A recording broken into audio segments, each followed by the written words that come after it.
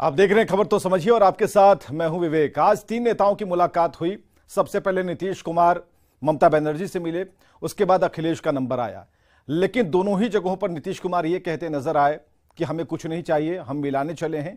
वहीं ममता बनर्जी ने कहा कि बिहार की धरती से ही सबको मिलाकर एक वहां पर बैठक होनी चाहिए और किसी निष्कर्ष पर पहुंचने की तैयारी करनी चाहिए।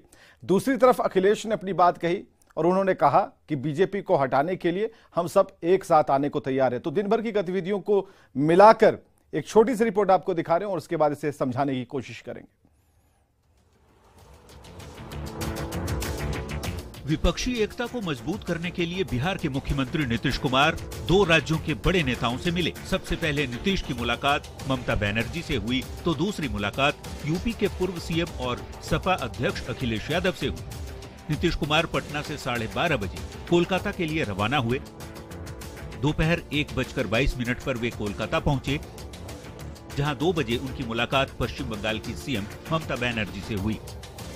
दोनों ने 2:40 पर साझा प्रेस कॉन्फ्रेंस किया। में कहाँ जाना है, कहाँ नहीं जाना है, क्या मैनिफेस्टो है, वो सब बाद में बताएंगे। लेकिन पहले एक साथ में एक मैसेज कर देना है कि हम लोग सब एक साथ में हैं। इसके बाद मुख्यमंत्री नीतीश कुमार लखनऊ के लिए रवाना हो गए। शाम करीब 5:35 पर वे लखनऊ पहुंचे, जहां वे सपा कार्यालय में अखिलेश यादव से मुलाकात की। करीब घंटे भर से ज्यादा मुलाकात के बाद दोनों ने साझा प्रेस कॉन्फ्रेंस किया और दावा विपक्षी एकता की मजबूती का किया गया। भारतीय जनता पार्टी को हटाने में हम आप लोगों के साथ हैं। भारतीय जनता पार्टी हटे, देश बचे, उस अभियान में हम लोग आपके साथ हैं। अधिक से अधिक पार्टियों के साथ बातचीत चल रही है और उसी सिलसिले में आज हम लोग भी बैठ करके बातचीत किए हैं और जैसा इन्होंने कहा, हम लोगों ने तय किया है कि ज्यादा से ज्यादा पार्टियों को देश में हम लोग एकजुट करें। पटना से कोलकाता और फिर कोलकाता से लखनऊ तक की नीतीश कुमार की यात्रा 2024 की सियासी लड़ाई को मजबूती देने का गवाह बना। वैसे नीतीश की विपक्षी एकता की मुहिम पर बीजेपी तंज कस रही है, तो वहीं दावा आगामी लोकसभा चुनाव में कड़ी टक्कर की दी जा रही है। विपक्ष कितना एकजुट हो पाता है, ये देखने वाली बात होगी। Bureau report. यह समझिए कि अखिलेश ममता से क्यों मिले नीतीश कुमार ने पहले ममता बनर्जी से कोलकाता में मुलाकात की और फिर अखिलेश यादव से लखनऊ जाकर मिले। ममता और अखिलेश की अपनी राज्यों में पकड़ है।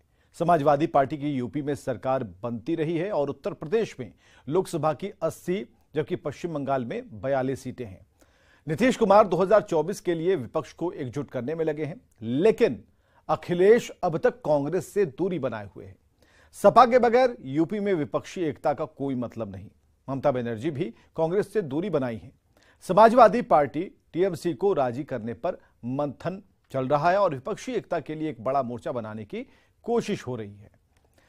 आगे बढ़ते हैं। विपक्ष को एकजुट करने को लेकर लखनऊ में समाजवादी पार्टी के अध्यक्ष अखिलेश यादव से मिले सीएम नीतीश कुमार और थोड़ी देर में उन्होंने थोड़ा वक्त लेकर उन्होंने प्रेस कॉन्फ्रेंस को संबोधित किया। अपनी बातें उन्होंने बताई और दोनों नेताओं ने अपनी अपनी बात कही। तो विपक्षी एकता को लेकर कोलकाता में ममता बनर्जी से मिले सीएम नीतीश कुमार और तेजस्वी यादव और ममता ने कहा कि बीजेपी को 0 पर देखना चाहती हूं। नीतीश कुमार की विपक्ष को एकजुट करने की मुहिम जारी है, लेकिन 2024 की लड़ाई में समूचे विपक्ष को एकजुट कर पाना नीतीश कुमार के लिए उतना आसान नहीं होगा। आखिर क्या है नीतीश की चुनौतियां, इस रिपोर्ट के जरिए देखिए।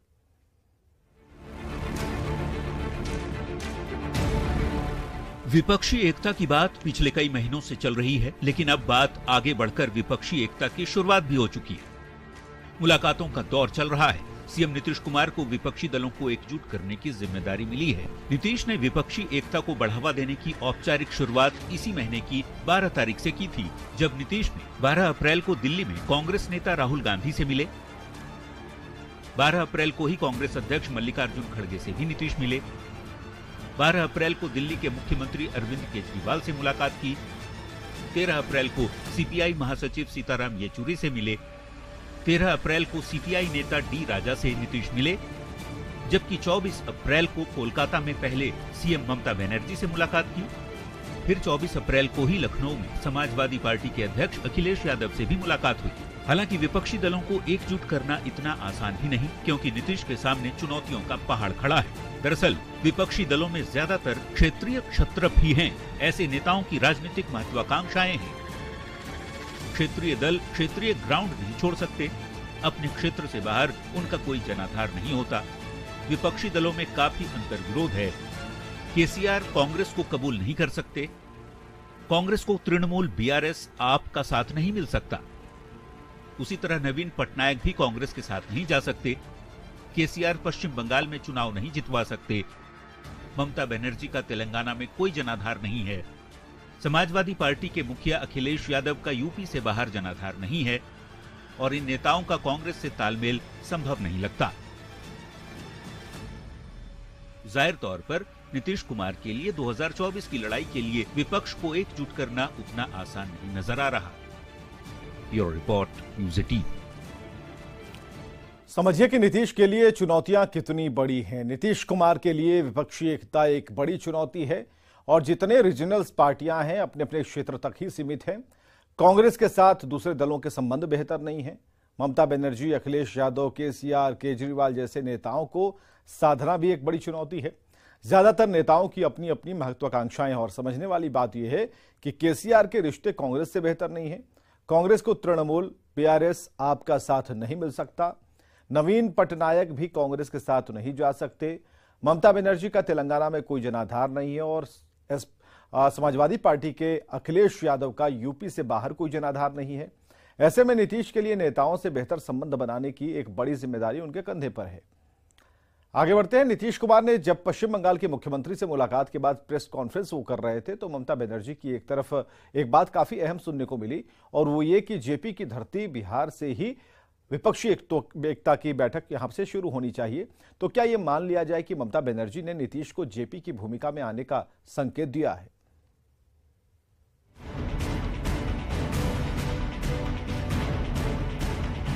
लोकसभा चुनाव 2024 से पहले बिहार के मुख्यमंत्री नीतीश कुमार लगातार विपक्ष को एकजुट करने में जुटे हैं। सोमवार को नीतीश कुमार उप मुख्यमंत्री तेजस्वी यादव और बिहार के जल संसाधन मंत्री संजय झा के साथ कोलकाता पहुंचे तो पश्चिम बंगाल की सीएम ममता बनर्जी से मुलाकात के बाद सभी नेताओं ने विपक्षी दलों को एकजुट होने की बात पर जोर दिया। संयुक्त प्रेस कॉन्फ्रेंस की गई जिसमें ममता बनर्जी ने कहा कि लक्ष्य बीजेपी को 0 पर आउट करना है।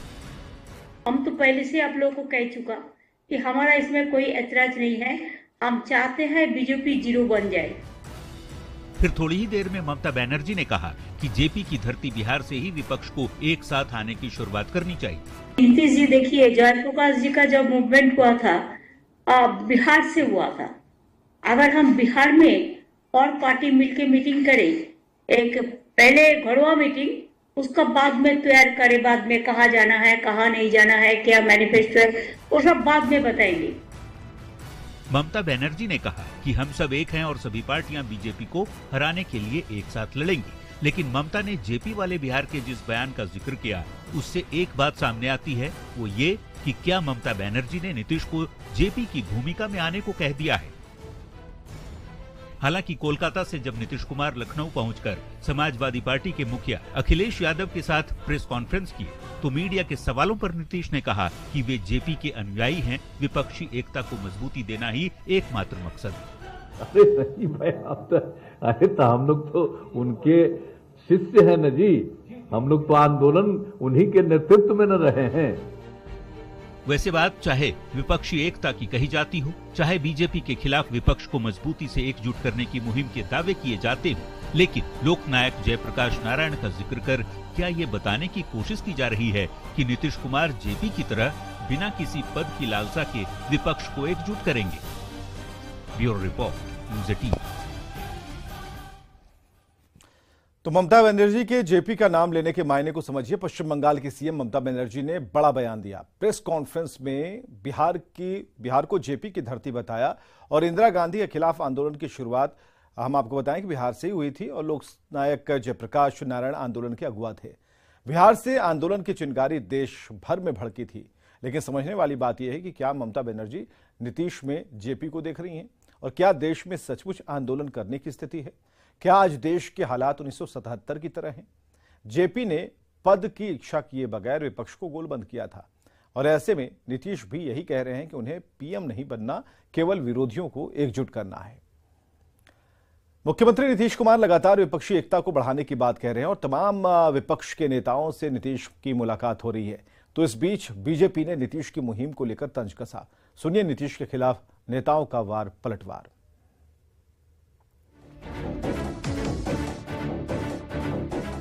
नीतीश कुमार विपक्षी एकता को मजबूती देने नेताओं से ताबड़तोड़ मुलाकात कर रहे हैं, तो इधर एनडीए नेताओं ने ताबड़तोड़ हमले करने भी शुरू कर दिए हैं। केंद्रीय मंत्री आरके सिंह कहते हैं, तेजस्वी को कुर्सी सौंपने के लिए ही नीतीश विपक्षी एकता की बात कर रहे हैं।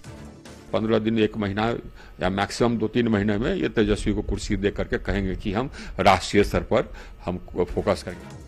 तो वहीं बिहार बीजेपी के अध्यक्ष सम्राट चौधरी कहते हैं कि बिहार के संसाधनों की बर्बादी कर नीतीश अपना काम छोड़कर दूसरे काम में जुट गए। अरे दूल्हा का नाम तो बताइए। ये जो बिहार के पैसे को बर्बाद कर रहे हैं आप नीतीश बाबू, इसका जवाब दीजिए। औरंगाबाद के बीजेपी सांसद ने तो मुख्यमंत्री नीतीश कुमार को एक्सीडेंटल सीएम तक बता डाला है। आखिर क्यों, सुनिए। ये एक्सीडेंटल मुख्यमंत्री हैं वो बात अलग है, लेकिन जिनका खुद घर सुरक्षित नहीं है वो पूरे देश में विपक्षी एकता क्या करेंगे।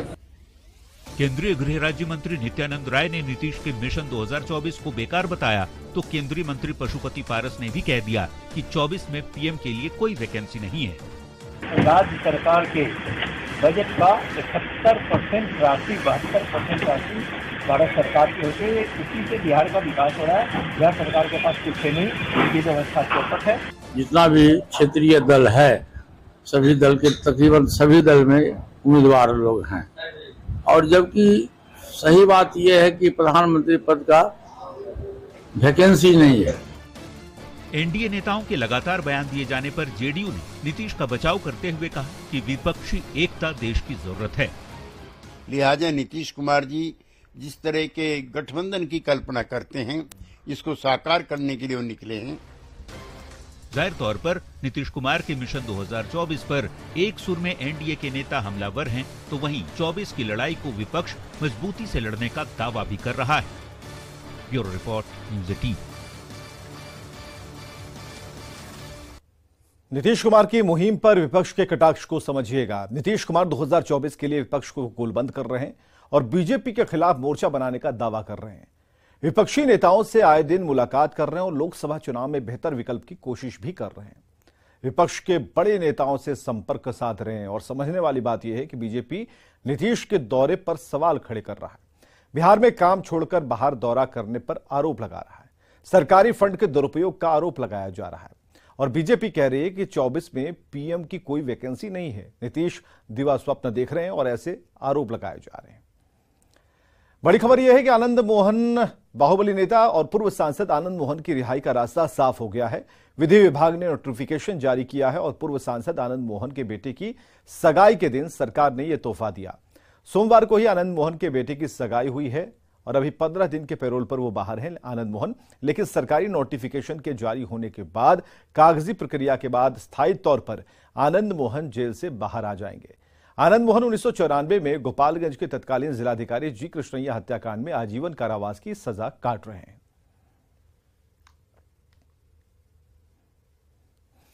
आनंद मोहन की रिहाई को समझिए। आनंद मोहन की रिहाई का रास्ता साफ हो चुका है और नोटिफिकेशन जारी हो चुका है।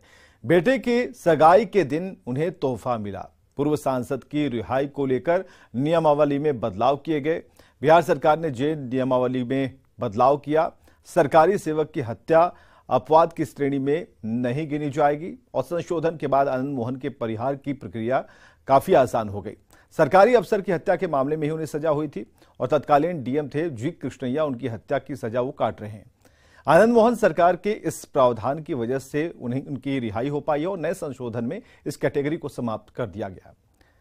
आगे बढ़ते हैं। रांची में ईडी ने आईएएस छवि रंजन से जमीन घोटाला केस में पूछताछ की और इसी मामले में गिरफ्तार 6 आरोपियों को भी जांच एजेंसी ने 3 दिन के रिमांड पर लिया।